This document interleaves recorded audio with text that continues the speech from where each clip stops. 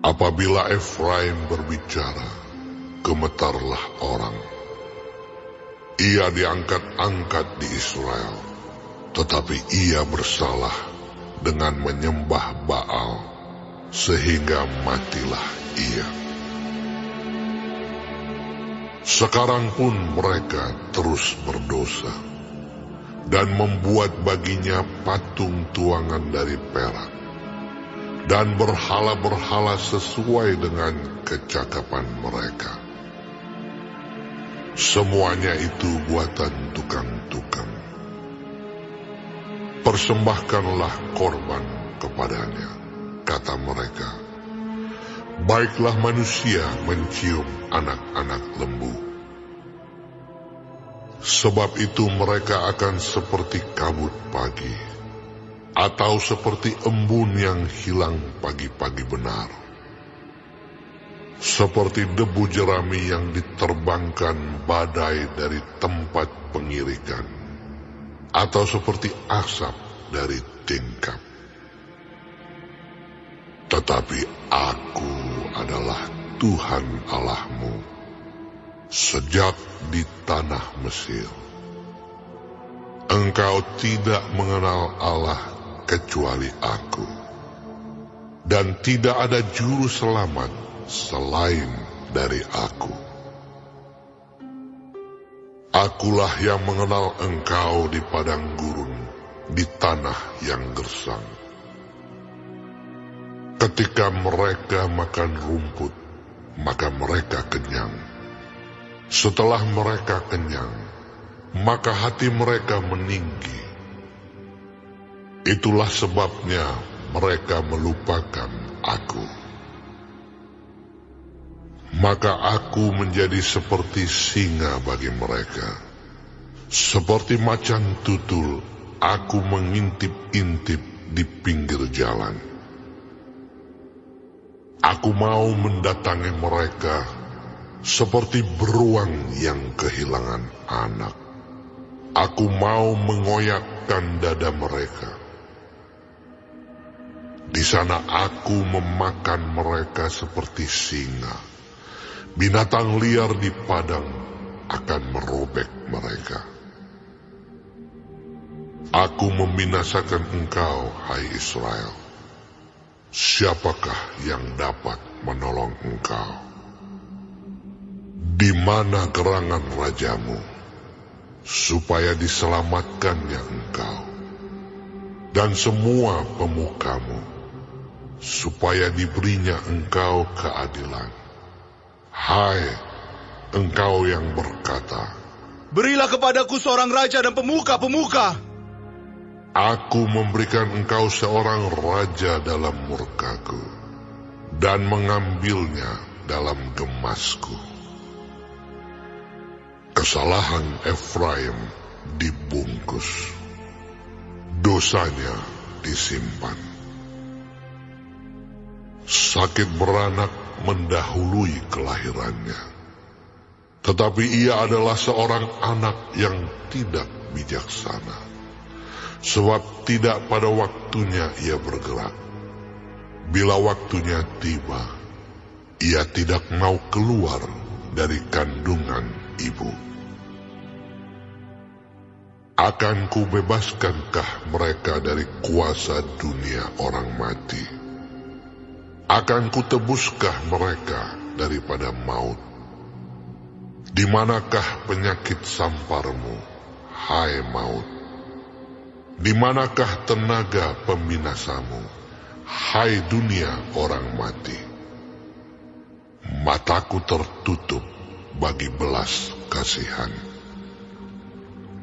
Sekalipun ia tumbuh subur di antara rumput-rumput, maka angin timur, angin Tuhan akan datang, bertiup dari padang gurun, mengeringkan sumber-sumbernya, dan merusakkan mata-mata airnya. Dirampasnya harta benda, segala barang yang indah-indah.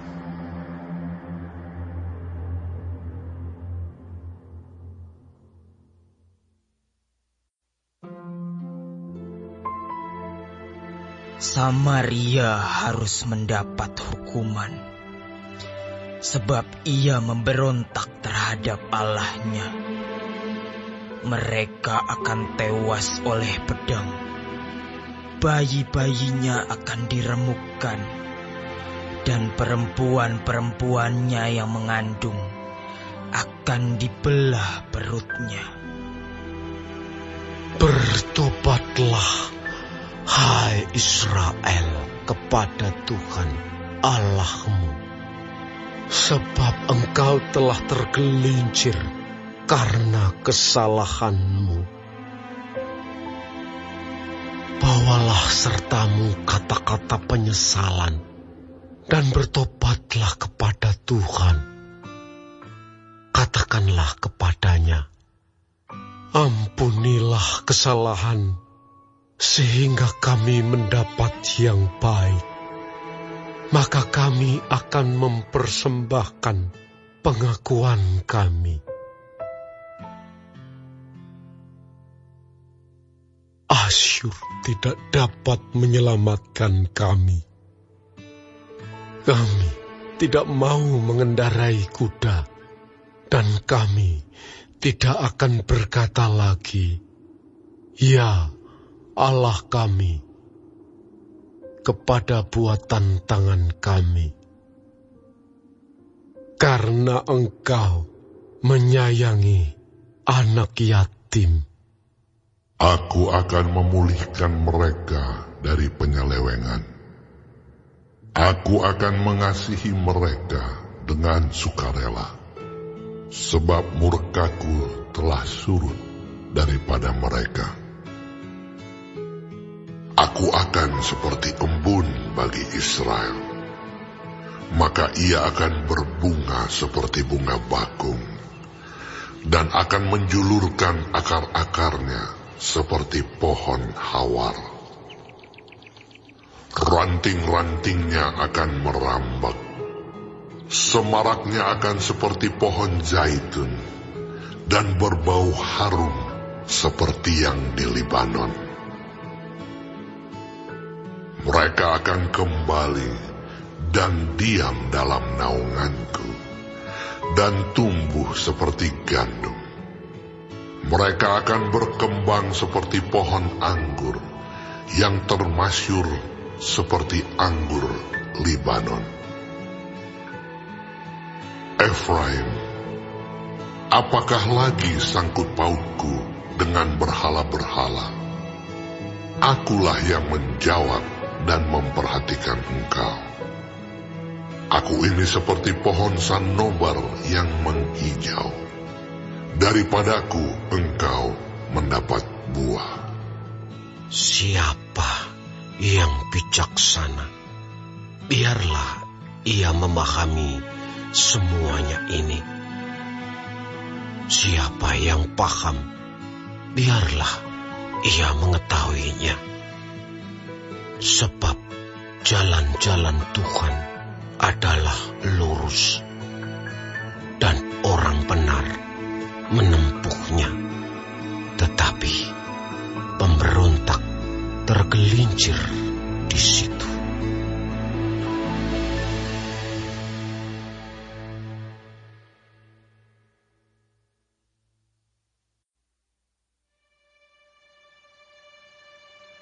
Nyanyian Mazmur Bani Korah untuk pemimpin biduan menurut lagu Mahalat Leanot. Nyanyian pengajaran Heman orang Esrahi. Ya Tuhan Allah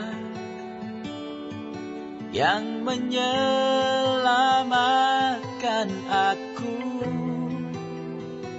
siang hari aku berseru-seru,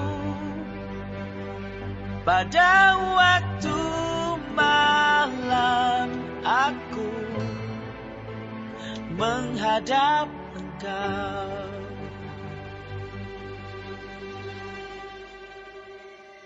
Biarlah doaku datang ke hadapan-Mu. sendengkanlah telingamu kepada teriakku. Sebab jiwaku kenyang dengan malapetaka, dan hidupku sudah dekat dunia orang mati. Aku telah dianggap termasuk orang-orang yang turun ke liang kubur. Aku seperti orang yang tidak berkekuatan. Aku harus tinggal di antara orang-orang mati. Seperti orang-orang yang mati dibunuh, terbaring dalam kubur yang tidak kau ingat lagi, sebab mereka terputus dari kuasa-Mu. Telah kau taruh aku dalam liang kubur yang paling bawah, dalam kegelapan, dalam tempat yang dalam. Aku tertekan oleh panas murka-Mu, dan segala pecahan ombak-Mu kau tindihkan kepadaku. Selah.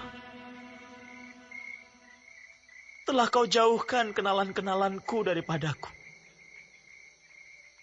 Telah kau buat aku menjadi kekejian bagi mereka. Aku tertahan dan tidak dapat keluar. Mataku merana karena sengsara. Aku telah berseru kepadamu, ya Tuhan. Sepanjang hari telah mengulurkan tanganku kepadamu. Apakah kau lakukan keajaiban bagi orang-orang mati? Masakan arwah bangkit untuk bersyukur kepadamu. Selah. Dapatkah kasih-Mu diberitakan di dalam kubur, dan kesetiaan-Mu di tempat kebinasaan? Diketahui orangkah keajaiban-keajaiban-Mu dalam kegelapan, dan keadilan-Mu di negeri segala lupa? Tetapi aku ini, ya Tuhan, kepadamu aku berteriak minta tolong. Dan pada waktu pagi, doaku datang ke hadapan-Mu.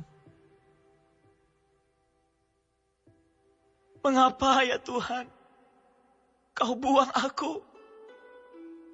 Kau sembunyikan wajah-Mu daripadaku. Aku tertindas dan menjadi inceran maut sejak kecil. Aku telah menanggung kengerian daripadamu. Aku putus asa.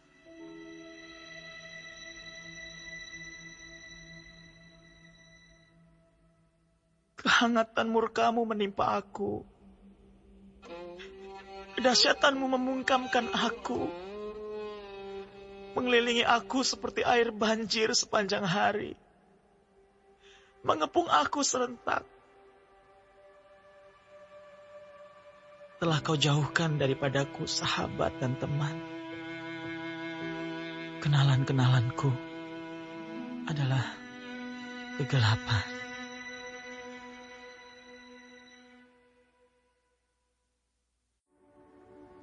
Hati orang fasik mengingini kejahatan, dan ia tidak menaruh belas kasihan kepada sesamanya. Jikalau si pencemooh dihukum, orang yang tak berpengalaman menjadi bijak. Dan jikalau orang bijak diberi pengajaran, ia akan beroleh pengetahuan. Yang Maha Adil memperhatikan rumah orang fasik, dan menjerumuskan orang fasik ke dalam kecelakaan. Siapa menutup telinganya bagi jeritan orang lemah, tidak akan menerima jawaban kalau ia sendiri berseru-seru. Dan Yesus berkata kepada murid-muridnya, Ada seorang kaya yang mempunyai seorang bendahara. Kepadanya disampaikan tuduhan bahwa bendahara itu menghamburkan miliknya. Lalu ia memanggil bendahara itu dan berkata kepadanya, Apakah yang kudengar tentang engkau? Berilah pertanggungan jawab atas urusanmu, sebab engkau tidak boleh lagi bekerja sebagai bendahara. Kata bendahara itu di dalam hatinya, Apakah yang harus aku perbuat? tuanku memecat aku dari jabatanku sebagai bendahara.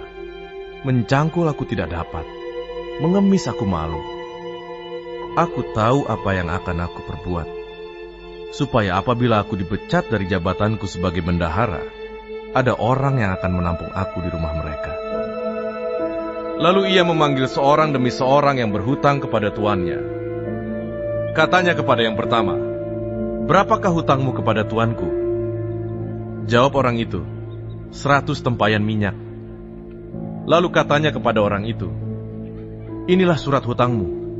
Duduklah dan buat surat hutang lain sekarang juga, 50 tempayan." Kemudian ia berkata kepada yang kedua, "Dan berapakah hutangmu?" Jawab orang itu, 100 pikul gandum. Katanya kepada orang itu, "Inilah surat hutangmu. Buatlah surat hutang lain, 80 pikul." Lalu tuan itu memuji bendahara yang tidak jujur itu, karena ia telah bertindak dengan cerdik. Sebab anak-anak dunia ini lebih cerdik terhadap sesamanya daripada anak-anak terang. Dan aku berkata kepadamu, ikatlah persahabatan dengan mempergunakan mamon yang tidak jujur, supaya jika mamon itu tidak dapat menolong lagi, kamu diterima di dalam kemah abadi. Barang siapa setia dalam perkara-perkara kecil, ia setia juga dalam perkara-perkara besar. Dan barang siapa tidak benar dalam perkara-perkara kecil, ia tidak benar juga dalam perkara-perkara besar. Jadi, jikalau kamu tidak setia dalam hal mamon yang tidak jujur, siapakah yang akan mempercayakan kepadamu harta yang sesungguhnya? Dan jikalau kamu tidak setia dalam harta orang lain, siapakah yang akan menyerahkan hartamu sendiri kepadamu? Seorang hamba tidak dapat mengabdi kepada dua tuan, karena jika demikian, ia akan membenci yang seorang dan mengasihi yang lain. Atau ia akan setia kepada yang seorang dan tidak mengindahkan yang lain. Kamu tidak dapat mengabdi kepada Allah dan kepada Mamon. Semuanya itu didengar oleh orang-orang Farisi, hamba-hamba uang itu, dan mereka mencemoohkan dia. Lalu ia berkata kepada mereka, "Kamu membenarkan diri di hadapan orang, tetapi Allah mengetahui hatimu. Sebab apa yang dikagumi manusia, dibenci oleh Allah." Hukum Taurat dan kitab para nabi berlaku sampai kepada zaman Yohanes. Dan sejak waktu itu, kerajaan Allah diberitakan, dan setiap orang menggagahinya berebut memasukinya. Lebih mudah langit dan bumi lenyap daripada satu titik dari hukum Taurat batal. Setiap orang yang menceraikan istrinya, lalu kawin dengan perempuan lain, ia berbuat zina. Dan barang siapa kawin dengan perempuan yang diceraikan suaminya, ia berbuat zina. Ada seorang kaya yang selalu berpakaian jubah ungu dan kain halus, dan setiap hari ia bersukaria dalam kemewahan. Dan ada seorang pengemis bernama Lazarus, badannya penuh dengan borok, berbaring dekat pintu rumah orang kaya itu, dan ingin menghilangkan laparnya dengan apa yang jatuh dari meja orang kaya itu. Malahan anjing-anjing datang dan menjilat boroknya. Kemudian matilah orang miskin itu, lalu dibawa oleh malaikat-malaikat ke pangkuan Abraham. Orang kaya itu juga mati, lalu dikubur. Dan sementara ia menderita sengsara di alam maut, ia memandang ke atas, dan dari jauh dilihatnya Abraham dan Lazarus duduk di pangkuannya. Lalu ia berseru, katanya, "Bapa Abraham, kasihanilah aku. Suruhlah Lazarus, supaya ia mencelupkan ujung jarinya ke dalam air dan menyejukkan lidahku, sebab aku sangat kesakitan dalam nyala api ini." Tetapi Abraham berkata, "Anak, ingatlah bahwa engkau telah menerima segala yang baik sewaktu hidupmu, sedangkan Lazarus segala yang buruk. Sekarang ia mendapat hiburan, dan engkau sangat menderita. Selain daripada itu, di antara kami dan engkau terbentang jurang yang tak terseberangi, supaya mereka yang mau pergi dari sini kepadamu, ataupun mereka yang mau datang dari situ kepada kami, tidak dapat menyeberang." Kata orang itu, "Kalau demikian, aku minta kepadamu Bapa, supaya engkau menyuruh dia ke rumah ayahku. Sebab masih ada 5 orang saudaraku, supaya ia memperingati mereka dengan sungguh-sungguh, agar mereka jangan masuk kelak ke dalam tempat penderitaan ini.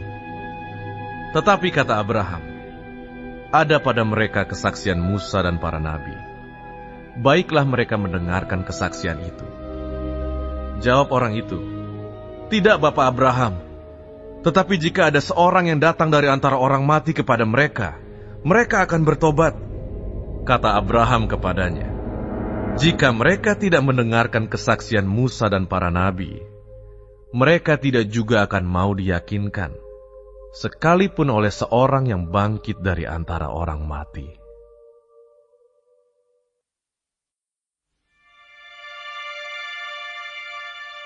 Terimalah orang yang lemah imannya, tanpa mempercakapkan pendapatnya.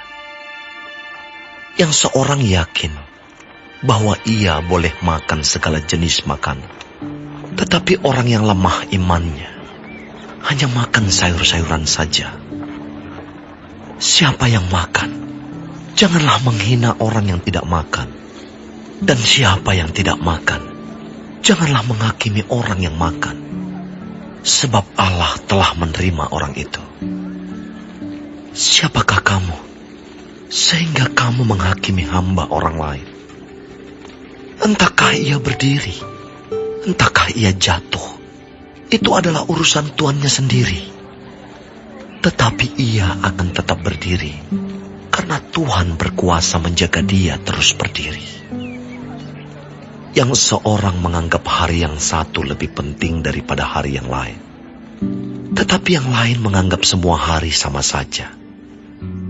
Hendaklah setiap orang benar-benar yakin dalam hatinya sendiri. Siapa yang berpegang pada suatu hari yang tertentu, ia melakukannya untuk Tuhan. Dan siapa makan, ia melakukannya untuk Tuhan. Sebab ia mengucap syukur kepada Allah. Dan siapa tidak makan, ia melakukannya untuk Tuhan. Dan ia juga mengucap syukur kepada Allah. Sebab tidak ada seorang pun di antara kita yang hidup untuk dirinya sendiri. Dan tidak ada seorang pun yang mati untuk dirinya sendiri. Sebab jika kita hidup untuk Tuhan. Dan jika kita mati untuk Tuhan. Jadi baik hidup atau mati, kita adalah milik Tuhan. Sebab untuk itulah Kristus telah mati dan hidup kembali, supaya ia menjadi Tuhan, baik atas orang-orang mati maupun atas orang-orang hidup. Tetapi engkau, mengapakah engkau menghakimi saudaramu? Atau mengapakah engkau menghina saudaramu? Sebab kita semua harus menghadap tahta pengadilan Allah. Karena ada tertulis, demi aku hidup, demikianlah firman Tuhan, semua orang akan bertekuk lutut di hadapanku, dan semua orang akan memuliakan Allah. Demikianlah setiap orang di antara kita akan memberi pertanggungan jawab tentang dirinya sendiri kepada Allah. Karena itu, janganlah kita saling menghakimi lagi. Tetapi lebih baik kamu menganut pandangan ini. Jangan kita membuat saudara kita jatuh atau tersandung. Aku tahu dan yakin dalam Tuhan Yesus bahwa tidak ada sesuatu yang najis dari dirinya sendiri. Hanya bagi orang yang beranggapan bahwa sesuatu adalah najis, bagi orang itulah sesuatu itu najis. Sebab jika engkau menyakiti hati saudaramu oleh karena sesuatu yang engkau makan, maka engkau tidak hidup lagi menurut tuntutan kasih. Janganlah engkau membinasakan saudaramu oleh karena makananmu, karena Kristus telah mati untuk dia. Apa yang baik yang kamu miliki, janganlah kamu biarkan difitnah. Sebab kerajaan Allah bukanlah soal makanan dan minuman, tetapi soal kebenaran, damai sejahtera, dan sukacita oleh Roh Kudus. Karena barang siapa melayani Kristus dengan cara ini, ia berkenan pada Allah dan dihormati oleh manusia. Sebab itu, marilah kita mengejar apa yang mendatangkan damai sejahtera dan yang berguna untuk saling membangun. Janganlah engkau merusakkan pekerjaan Allah oleh karena makanan. Segala sesuatu adalah suci, tetapi celakalah orang jika oleh makanannya orang lain tersandung. Baiklah engkau jangan makan daging atau minum anggur, atau sesuatu yang menjadi batu sandungan untuk saudaramu.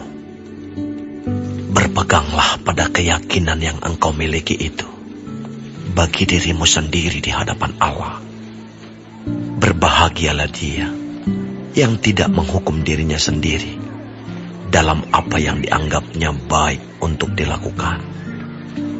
Tetapi barang siapa yang bimbang, kalau ia makan, ia telah dihukum, karena ia tidak melakukannya berdasarkan iman. Dan segala sesuatu yang tidak berdasarkan iman adalah dosa.